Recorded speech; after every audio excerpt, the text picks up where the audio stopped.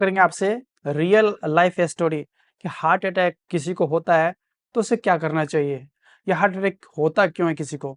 सबसे पहले चलते हैं, ये एक केस स्टडी है कि देख रहे 49 ईयर्स ओल्ड आदमी है जिसको हमने ये सब दवाई दिया जो कि हार्ट अटैक का है। क्यों दिया, इसकी आगे कहानी है। क्योंकि इनको सीना दर्द हो रहा था और धड़कन बढ़ जा रहा था, उनका सिर्फ ये कंप्लेन इतना ही था। तब हमने उस कंप्लेन में आगे, अगर सीना दर्द किसी को हो तो हमें क्या क्या करना चाहिए, हमें पूछना चाहिए दर्द बाएं साइड में होता है तो हाथ में जाता है कि नहीं, दर्द चलने पर होता है कि नहीं। अगर दर्द को भी चलने पर होता है तो हार्ट अटैक का दर्द होता है या हार्ट एंजाइना का दर्द होता है। किसी का दर्द अगर हो रहा है और उसे उल्टी हो रही है, दर्द हो रहा है, उसे पसीना आ रहा है, दर्द हो रहा है, वो दर्द हाथ की ओर जा रहा है, इस हाथ की ओर, बाएं हाथ की ओर जा रहा है या यहाँ तक जा रहा है, तो इसमें महिलाओं के केस में खास करके पेट के ऊपरी हिस्सा में भी दर्द हो सकता है, नाभि के ऊपर में। किसी किसी को बोले हमको लग रहा है कि मेरा पच नहीं रहा है, पेट गैस बन रहा है, तो ये भी महिलाओं खास करके ओल्ड एज में और डायबिटीज़ में और बहुत उम्र के लोगों में बिना दर्द के भी हार्ट अटैक हो सकता है।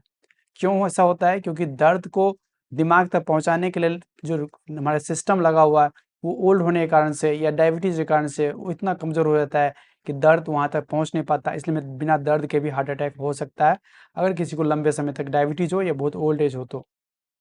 ये सीना दर्द जो है इंपॉर्टेंट चीज़ होता है। अगर किसी को सीना दर्द हो रहा है और उसे पसीना आ रहा है, उल्टी हो रहा है, या किसी को महिलाओं के केस में या बूढ़े लोगों में सिर्फ अचानक सांस फूलना शुरू हो गया, अचानक, जैसे अगर मान लीजिए शाम के 6 बजे से सांस फूलना जो पहले कभी नहीं फूला, तो वो भी हार्ट अटैक का लक्षण हो सकता है। तो हार्ट अटैक का सबसे इंपॉर्टेंट लक्षण होगा चेस्ट पेन जो बीच सीने में हो और खास करके बाएं हाथ में जाता हो, और एक्सरसाइज करने से, कुछ लेबर वाले काम को, मेहनत वाले सीढ़ी चढ़ने से बढ़ता हो तो ये हमने नाम का, मरीज का नाम है और उसमें हमने दवाई क्या क्या दिया है इनके लिए, इस बारे में लिखा है। तो आगे चलते हैं, इस बारे में चर्चा करते हैं। तो इस मरीज में हमने ईसीजी करा, आप देख रहे हो यहाँ ईसीजी दिख रहा होगा आपको। तो ईसीजी में इनका कोई भी गड़बड़ नहीं था। यहाँ क्या साइनस रिदम, नॉर्मल ईसीजी आप देख रहे हैं यहाँ पे, नॉर्मल ईसीजी था बिल्कुल।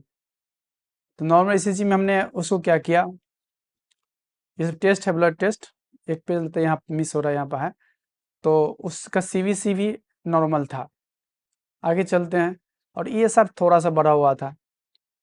उसके आगे चलते हैं, आप देख रहे हैं उनका, उसका ब्लड शुगर ठीक था, उनका लीवर का जो एक तो SGPT होता है वो नॉर्मल था, और उसका सीरम क्रिएटिनिन लेवल नॉर्मल था। लेकिन उनका जो लिपिड प्रोफाइल होता है, इसमें cholesterol just border line cross किया, लेकिन ट्राइग्लिसराइड बढ़ा हुआ है, LDL कोलेस्ट्रॉल 97 है। तो यहाँ पे LDL कोलेस्ट्रॉल आपको 100 से नीचे रखा है तो नॉर्मल, तो वो भी सही है। आगे चलते ApoB जो ज़्यादा सेंसिटिव चीज़ है, जिसका 90 के नीचे होना चाहिए था, जो कि इस केस में 129 है। आप देख रहे होंगे 129 लिखा हुआ है, जो कि ज़्यादा है, ये रिस्की है। तो यहाँ ApoB जो होता है एक अच्छा खासा रिस्क मार्कर है। अगर आपका ApoB बढ़ा हुआ है, खास करके 90 से बढ़ा हुआ है, तो रिस्क में है। अगर वही चीज़ 120 से ऊपर देख रहे भी इसमें है तो वो बहुत ज़्यादा खतरे का है। तो कहने का मतलब ApoB जो हमको ज़्यादा हिंट दे रहा था गड़बड़ है। और आगे चले, हमने ग्लाइकोसाइलेटेड हीमोग्लोबिन जो 3 महीने के ब्लड शुगर को दर्शाता है, वो भी 6 पे है, जो बॉर्डर लाइन है 6 के नीचे होना चाहिए था। और उसके आगे चले देखें, यहाँ पर ड्रॉप आई टेस्ट होता है, जो कि हार्ट अटैक होने के 3 घंटे के बाद से पॉजिटिव होना शुरू होता है। वो चीज़ यहाँ गड़बड़ था। कितना था गड़बड़? जहाँ 0.06 होना चाहिए वहाँ पर 0.18 है, यानी जो अधिकतम लिमिट है उसके 3 गुना है, यानी ये पॉजिटिव है, यानी इसको अटैक हुआ है इसके हिसाब से। हमने इको किया तो इको भी उनका नॉर्मल आ रहा था। तो इस तरह से जो है ये सिनेरियो था इनके केस में, और ये इको का फोटो है। लेकिन हमने यहाँ पर देखा क्या, जब हमने उनके कॉमन कैरोटिड आर्टरी को देखा तो उसमें देखा कि कॉमन कैरोटिड आर्टरी में जो है चर्बी है। यहाँ फोटो दिख रहा होगा, थोड़ा ध्यान से देखिएगा तो यह चर्बी बड़ा जूम नहीं हो पा रहा है इसमें, आगे चलते जूम नहीं हो पा रहा है। तो ये कैरोटिड आर्टरी है, और उनको दर्द दवाई खाने से आराम हो गया। अब सबसे पहले स्लाइड चलते हैं। उनको हमने दवाई जो दिया तो इनको आराम हो गया, इस सब दवाई खाने से आराम हुआ। लेकिन हमने उन्हें कहा कि आपको एंजियोग्राफी करा लेना चाहिए, क्योंकि कुछ पॉइंट मैच कर रहा है, कुछ पॉइंट नहीं मैच कर रहा है, तो आप करा लीजिए एंजियोग्राफी, क्योंकि ये क्लियर कर देता है। तो वो जो एंजियोग्राफी कराते हैं, तो लास्ट स्लाइड है आपका, देखिए यहाँ पे जो एक राइट कोरोनरी आर्टरी है, right coronary artery, right coronary का मतलब होता है कि हृदय के दाहिने साइड से हृदय के दाहिने हिस्से को सप्लाई करने के लिए जो आर्टरी होता है उसको राइट कोरोनरी आर्टरी बोलते हैं। तो ये देखिए यहाँ ब्लॉक है, ऑलमोस्ट 100 तो नहीं कहा जाएगा, इसके पास तो कर ही रहा, लेकिन 100 के नीचे, ऑलमोस्ट 90 से ऊपर 100 के बीच में है। तो बहुत ज़्यादा आप देख रहे हैं मामूली यहाँ पे, जो भी एग्जैक्ट तो कार्डियोलॉजिस्ट लोग जो एंजियोग्राफी करते हैं वही लोग बता सकते हैं, लेकिन जो भी है 90% से ऊपर है।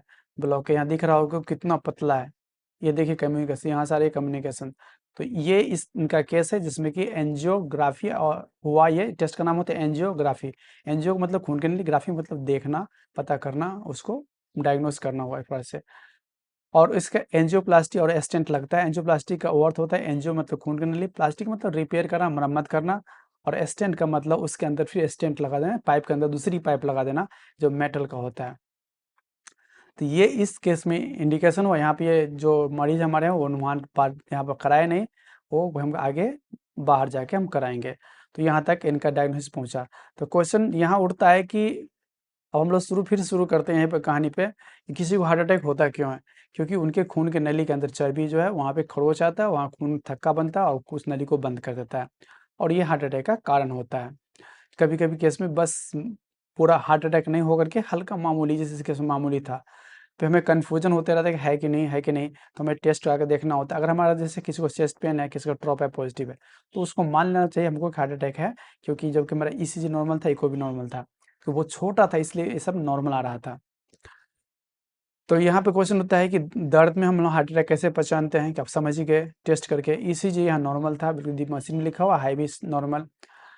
तो इस तरह से तो इनका ये सर जस्ट मामूली रेज्ड है, लेकिन इनका लिपिड प्रोफाइल एबनॉर्मल था, खासकर एपोबी जो ये देख रहे हैं ये बिल्कुल क्लियर कट गड़बड़ था। तो ये इंपॉर्टेंट पॉइंट है, आप एपोबी अपना टेस्ट कराइए, लिपिड प्रोफाइल टेस्ट कराइए। अगर आपका बढ़ा हुआ है तो आने वाले समय में हार्ट अटैक का या स्ट्रोक का जो भी खतरा होता है। तो ये रियल लाइफ केस स्टडी है, और इस केस स्टडी के माध्यम से हम आप लोग बताना चाहते हैं कि हार्ट अटैक का रिस्क फैक्टर क्या क्या है। तो रिस्क फैक्टर ये होता है कि आप डायबिटीज़ है तो कंट्रोल नहीं है, ब्लड प्रेशर है तो कंट्रोल नहीं है, लिपिड प्रोफाइल है तो कंट्रोल नहीं है, आप स्ट्रेस में जीते हैं, आप स्मोकिंग करते हैं, आप मोटे हैं, आपका डाइट खराब है।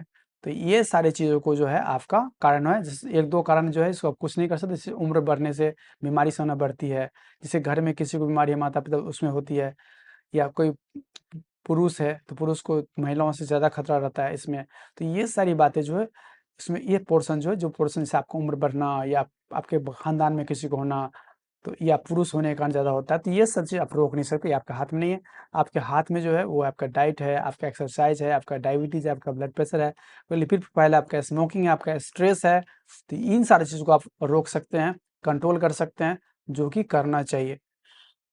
तो इस बात को समझिए और आगे लोगों तक पहुँचाइए, ताकि लोग अपने इस रियल लाइफ स्टोरी से समझे, क्योंकि हमेशा केस क्लियर नहीं होता है, डॉक्टर के पास दिखाई लेना चाहिए ताकि क्या किस तरह केस है।